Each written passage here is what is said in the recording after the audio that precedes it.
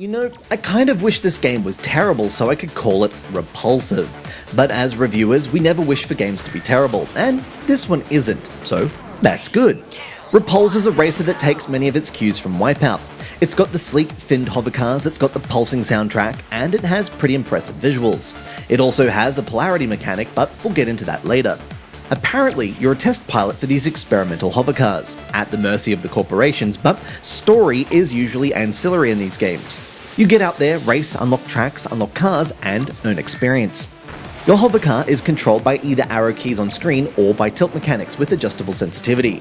In our play, we found that arrows afforded greater control, although we would have preferred if the tilt functionality worked better, as that is the preferred way to play racing games on iOS. There are 3 badges to earn during each race, and new tracks are locked behind doors that need to be unlocked by earning said badges. It's standard fare, beat a certain race time, don't run into the wall, that kind of thing. Completing races and other actions such as hitting a certain speed will give you experience, which levels you up, and unlocks new hovercars and new skins for unlocked hovercars. It's a tight package that has a good play and unlock curve.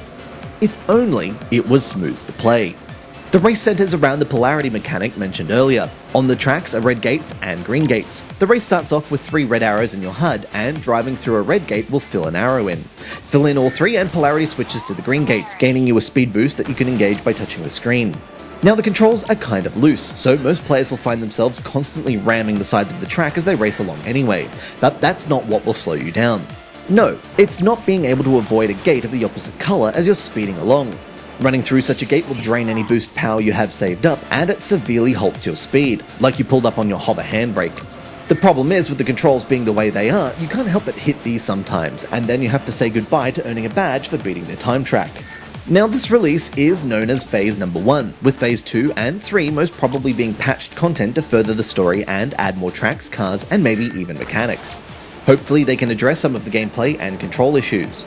The music that accompanies the speed of the race helps to immerse the player, and when you are actually whizzing along at top speed, it can be exhilarating. Fans of the futuristic racer and racing games in general might have a better aptitude with the controls, and if the controls and the polarity mechanic are not an issue for you, pick this one up. It can definitely be a thrill ride. This has been Andrew with AppSpy.com. We review, you decide.